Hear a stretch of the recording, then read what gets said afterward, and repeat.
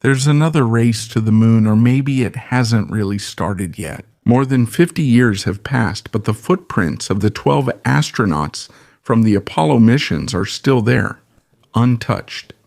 It's like a silent trophy of the Cold War, preserved on the surface of the moon, a symbol of power and of the millions of dollars spent back then just to be the first in space. Now, NASA wants to go back through the Artemis program. The plan? To return to the moon, not just to leave a mark, but to stay. Permanent presence, long-term investment, a step that involves not just science, but also the economy of the future space industry.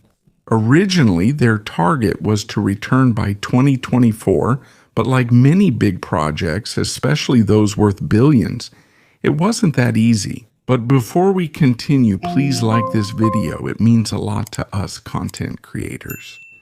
Thank you very much.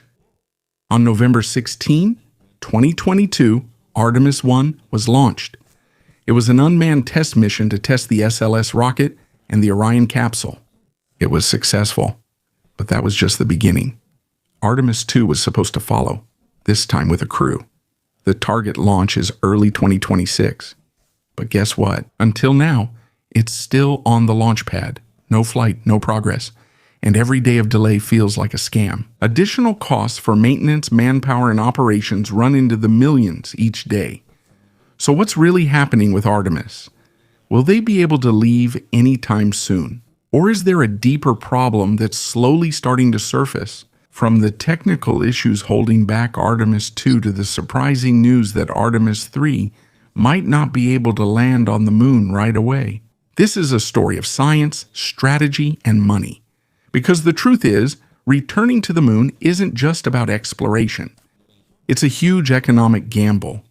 The Artemis program can be considered one of the most complicated engineering projects ever undertaken by humans. Its goal is to establish a sustainable presence on another world. That means continuous spending, continuous investment, and continuous pressure on the government's budget. This was announced in 2017 as NASA's flagship program. It's like a reboot of the Apollo era, but bigger, more advanced, and more expensive. In the 1960s, they reached the moon in just 8 years. So the question is, with all the technology we have now, why does it seem like we're having a harder time? The answer is simple. The stakes are higher, the systems are more complicated, the materials are more expensive, and the world's expectations are bigger. The same is true for investors and taxpayers. 9 years after the announcement, we're still not close. Now NASA's immediate focus is Artemis 2. This is the first mission that will bring humans close to the moon again since 1972. But they won't be landing yet. The goal for now is to prove that the life support systems, navigation, communication, and safety are working. All of these are critical for deep space. It's a 10-day mission. 4 astronauts are on board, and it was originally scheduled for early 2026. But because of consecutive problems, the delays kept coming. From February, it became March 6, then April 1, and it's still not certain. Every change in schedule means additional expenses. Every delay affects the supply chain, contractors, and even public confidence. Now let's see where the problem started. January 17, 2026. The SLS rocket and Orion spacecraft were brought to Launch Pad 39B successful move. But that's almost where things stopped going smoothly. Then came Wet Dress Rehearsal 1, a full simulation of fueling and countdown. A problem was immediately found. There was a leak, liquid hydrogen. And this isn't just any problem. Hydrogen is the smallest molecule in the universe. And because of the extremely cold temperature it needs, negative 252 degrees Celsius, it's very hard to control.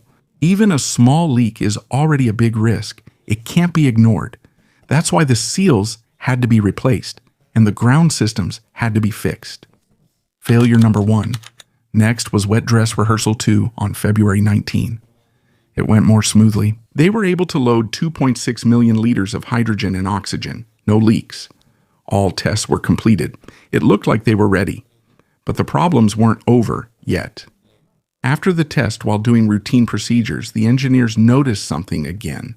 The flow of helium wasn't right, and this is where things got serious. Helium is used to maintain the pressure in the fuel tanks and to clean the engine lines. If there's a problem here, you won't have any propulsion. That means no flight. The issue was traced to a seal and a check valve. But the bigger problem was that this couldn't be fixed while on the launch pad. So what NASA did was, they brought the entire rocket, which is almost 98 meters tall, back to the vehicle assembly building. Just think about it, that's a massive operation. Every move costs millions, logistics, manpower, equipment, everything has a price. And as time goes by, the total cost of the Artemis program keeps rising. At this point, it's not just about technology anymore. This is a battle of timing, budget, and the world's trust. So the question is, will we really make it to the moon? Or is the biggest obstacle not space itself, but the cost to reach it? Repeated leaks. That's not just a simple inconvenience. Honestly, that's one of the signs of a bigger problem. Sometimes, when the technology is more advanced, there are also more things that can break. In Artemis, there are way more new systems compared to Apollo. It's more complicated, more expensive, and every additional component means additional risk. And there's another issue, they don't launch often. In November 1967, the Saturn V first flew on Apollo 4. In less than 2 years, Apollo 11 had already reached the moon. Now, the SLS rocket last flew back in 2022 for Artemis 1. It's been almost 4 years since then. That means it's not just the machines that get rusty. People do too. According to Jared Isaacman, if you only launch this kind of rocket once every 3 years, you experience what's called skill atrophy. In other words, there's a lack of practice. And at this level of project, even a small mistake can cost millions of dollars. That's why NASA's plan now is to increase the frequency of launches. Make it once every 10 months so the team stays sharp, so their skills don't get rusty. But for now, that's just a plan, because in reality, Artemis 2 hasn't even launched yet. Now, beyond leaks and technical issues, there's a heavier truth they need to face. Just how risky is what they're doing, really. It's been more than 50 years since the last time humans traveled beyond Earth's orbit to the moon. And recently, it's been noticed that NASA avoids directly answering one question. How big is the chance that the mission will fail? Or more directly, is there a possibility that someone might die? During the Apollo era, people accepted the high risk. Everything was new. Everything was unknown. And they were willing to risk that for success. But now it's different. We already know it's possible. So the world has a lower tolerance for accidents, especially when lives are at stake. And it's not just lives at stake. If something goes wrong, it's not just the crew that will be lost. Billions of dollars in investment, NASA's reputation, and the public's trust would be lost too. Just one Type A mishap. The entire program could be completely shut down. Let's go back to Artemis 1 after 2 canceled launches.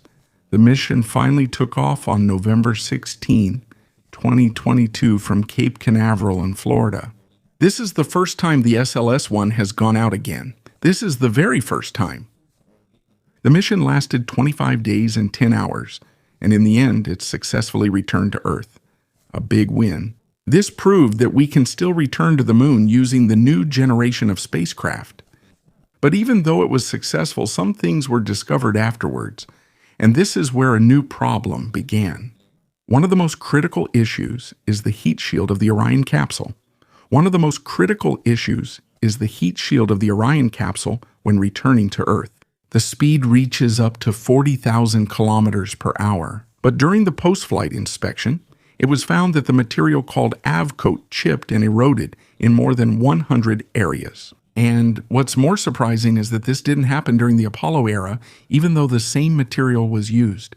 This means something unusual happened, and if there had been people on board at that time, it could have been a disaster. In NASA's investigation, they found out that while the capsule was re-entering, gases were forming due to the intense heat. Normally, those gases would escape, but in this case, they got trapped inside the material. It's like a pressure cooker. Over time, the pressure increases until the heat shield cracks. And if it gets worse, the whole capsule could burn up on the way down. That's a risk you can't take if there's a crew on board.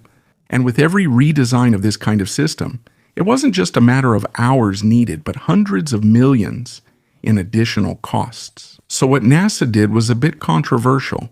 Instead of changing the heat shield, they changed the way the capsule returned to Earth.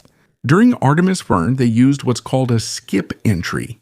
It's like a stone skipping on water, entering the atmosphere, coming out again, then going back in. They do this to slow down the capsule and reduce the G-force on the crew. But there's a trade-off. While skipping, the exposure to heat lasts longer and more gas builds up inside. This means it makes the heat shield problem even worse. At this point, it's clear. The journey to the moon isn't just a battle against distance. It's a battle against risk, technology, and money. And as the delay drags on, one question grows louder. How long can you keep funding a dream that's so expensive to achieve? For Artemis and second. A big change. Instead of using the old skip entry plan, they'll use a more direct and steeper return to Earth. This puts more strain on the astronauts' bodies. They feel the G-force more. It's more exhausting, but it's safer for the heat shield. And in the end, it's safer for the crew. It seems like a simple trade-off. Temporary hardship in exchange, there's a higher chance of coming home alive. This is a big adjustment to the mission. But this isn't the most surprising thing yet. What followed was even more intense. The moon landing was canceled. From the start, the plan for Artemis was clear. Artemis the First, to prove that the rocket and spacecraft can reach the moon. Artemis the Second, bring astronauts and test all the systems while orbiting the moon. Artemis the Third, actual landing. This was supposed to be the highlight, the return of humans to the moon after several decades. For 9 years, this was the promise. This is also the reason why the funding continued. But when February 2026 came, everything suddenly changed. The moon landing was removed from Artemis 3. Instead, it was turned into a 30-day mission that would only take place in Earth's orbit. A full systems test. Not the moon, not yet. Why? 2 reasons: safety and complexity. According to an independent safety panel, the risk of the previous plan was extremely high. They even called it compounded technical risk. That means there were too many new things being done all at once, and that's dangerous. To land on the moon, the Orion capsule first needs to dock with SpaceX's Starship. This is the vehicle that will go down to the surface. But the Starship isn't just a simple rocket. It's huge. And before it can even leave for the moon, it needs to be refueled in space using more than a dozen tanker flights. Just think about that. Every launch costs money. Every refueling mission adds millions, and each one comes with risks. NASA realized that if they do all these firsts at the same time, it's like they're gambling the entire program on a single mission. And if it fails, it's not just the crew that's lost. Public trust, budget approvals, and political support would also be gone. That's why they changed their strategy. Instead of forcing the moon landing right away, they went back to a safer approach first. Just like what they did in Apollo 9 in 1969, they would stay close to Earth first. Here, they would test the lander, docking, communication, and life support. In the year 2027, Artemis 3 will have Orion dock with either SpaceX's Starship or Blue Origin's Blue Moon lander, right here in Earth's orbit. It's safer, more controlled, lower risk, and costs are easier to manage if something goes wrong. But it's not just the mission plan that changed. For many years, NASA planned to upgrade the SLS to a more powerful version, the Block 1B using the new EUS upper stage. But this has long been criticized. Delayed and costs are increasing, so under the leadership of Jared Isaacman, it was canceled. That includes the Block 1B and Block 2 upgrades as well. It's a big decision, but the reason is clear: cost control and faster progress. A better solution. They will use United Launch Alliance's Center 5 as the new upper stage, starting with Artemis 4. There's no need to start from scratch. It already exists, it's proven. It's cheaper compared to making a new system, it's faster to use, and it's even compatible with the current launch infrastructure. This means there's no need to spend another billion just to upgrade the launch pad. This is the new direction. Standardized. And to reduce the gap between launches from once every 3 years Their target is to make it once every 10 months. Because in the space industry, speed is directly connected to cost and competition. If you're slow, you're more expensive. Now the question is, if Artemis 3 won't be landing anymore, when is the real return to the moon? The answer is Artemis 4. Target is early 2028. It's still a long wait, but it's worth waiting for. Unlike Apollo, which landed near the equator, the target now is the south pole of the moon, a place that's almost never touched by sunlight. Because the moon's tilt is only about 1.5 degrees, the sun stays low on the horizon. Consequently, some places have remained dark for millions of years. Permanent shadow, and within these shadows there could possibly be ice, and if there's ice, there's water. And if there's water, there's fuel, there's life, and there's opportunity. This is where the real reason why humans want to return to the moon comes in. It's not just exploration. It's an investment in the future, space resources, fuel production, and possibly a new economy beyond Earth. And if this becomes successful, it won't just change science, it will also change the course of the whole world. These places are called permanently shadowed regions, or PSRS. Inside these craters, there's almost no sunlight. Because of this, the temperature drops to almost negative 240 degrees Celsius. It's even colder than the surface of Pluto. This is where the so-called gold rush of the 21st century begins. But it's not gold thereafter, it's ice. Inside the dark craters, the moon has acted like a natural freezer for billions of years. The ice brought by comets and asteroids long ago has remained intact. It hasn't melted, it hasn't disappeared. And this isn't just a simple scientific curiosity, it's an extremely important resource. Once this ice is obtained, it can be split. Oxygen for breathing, hydrogen for rocket fuel. This means the moon could become like a gas station in space. If that happens, the cost of future missions will go down. There's no need to bring everything from Earth anymore. It's cheaper, more efficient, more scalable. This is where the true value of the moon becomes clear. It's not just a destination, it's an investment hub. To explore this place, Artemis 4 will bring advanced instruments. One of the most important is the DUSTER, or Dust and Plasma Environment Surveyor. Lunar dust may look like ordinary dust, but it's actually one of the most dangerous enemies of astronauts. It's not like the dust on Earth. It's made up of tiny, sharp pieces of volcanic glass. And because of the effects of the solar wind, it even has an electrical charge. It sticks to everything. It gets on the suit, the equipment, and the seals, gradually damaging the parts. And when inhaled, it's toxic. That means it's not just a safety risk, but also an added cost for maintenance and repairs. The DUSTER will be placed on a small autonomous rover called MAP.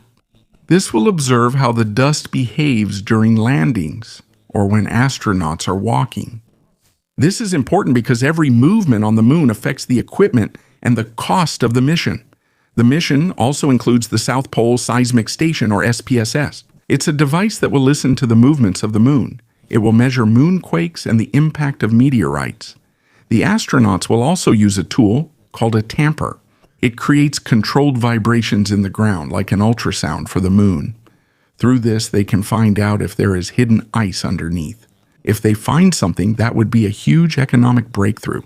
It means there will be a source of water and fuel on the moon. One of the most interesting places is the Shackleton crater. It has a diameter of 21 kilometers and a depth of 4 kilometers. Its sides are very steep. The slope is over 30 degrees. It's a perfect place to trap ancient materials like ice. It's like a natural vault. If it's proven that there are enough resources here, the value of the moon will change worldwide. It won't just be an exploration site anymore. It will become a strategic asset. To move around in this kind of environment, rockets aren't enough. You need a new suit. The next generation of astronauts will use Axiom suits, developed together with Axiom Space and even Prada. This is a huge upgrade compared to the old Apollo suits. Back then, the suits were so stiff that astronauts had a hard time moving. Now, they're more flexible. There's a combination of hard parts and soft joints. It's more natural, more efficient, safer. This suit is like a mini spacecraft. It has its own life support system that can last even in the extreme cold of the PSRS for at least 2 hours. It has a communication system developed together with Nokia and a visor system made in collaboration with Oakley. Most importantly, it is designed to prevent lunar dust from getting in, because out of all the challenges on the moon, the dust is one of the hardest to control. Artemis 3 will be the first test of these suits in the real vacuum of space. This is where we'll find out if everything is really ready before the bigger step in 2028. At the end of all this, the direction is clear. We're not just going back to the moon to explore. We're going back to invest in resources, in technology, and in the future of humanity. Because of the new space race, the real competition isn't just about who gets there first. It's about who will be the first to build an economy beyond Earth. But beyond all this science, there's an even bigger story behind our return to the moon. It's not just about discovery. This is about power. There's a new space race happening now. And it's no longer like before with the US against Russia. Now, NASA's biggest challenge is China. Despite the rising costs of the Artemis program, the US is still pushing forward. Can they really fulfill the promise to return to the moon? But there's another reason why they're in a hurry. They call it credible competition. In other words, there's a serious rival, and China, though quiet, is steadily making moves. They're achieving their milestones one by one. They've already brought back samples from the far side of the moon, and their plan is clear: to send people to the moon before 2030. This is where the competition gets serious.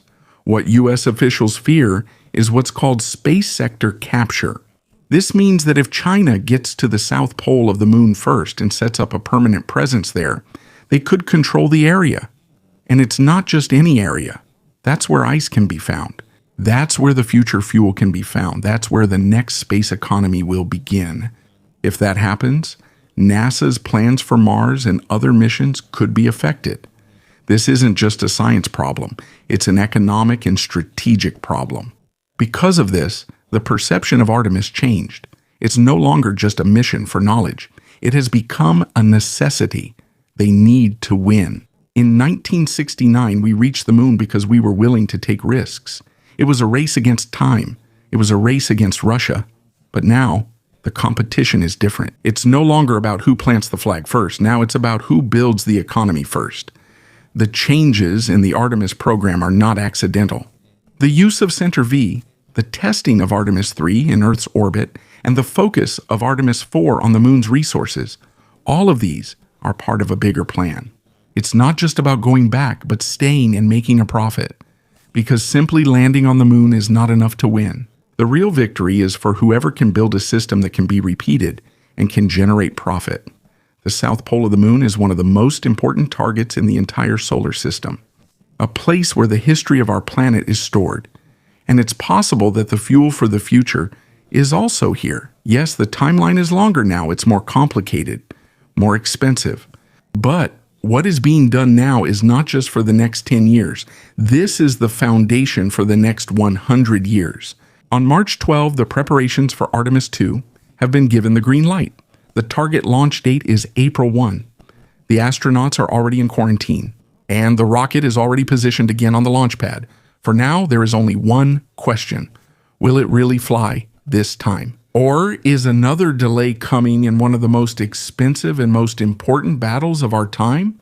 As the next missions approach, it becomes clearer that every step is not just about advancing technology, but about deciding where to allocate limited resources. Because of the huge costs, every misstep has consequences, not only for the program, but for the entire space exploration industry. That's why every move needs to be planned, calculated, and have a clear objective. In the end, even with technological problems, rising costs, and shifting political moves that force changes to the entire plan of returning to the moon, witnessing another moon landing will still be special, especially for those who weren't around for the first time. A moment not just for science, but for the whole world. And maybe this is also a chance for us to see how far humanity can really go. Pow.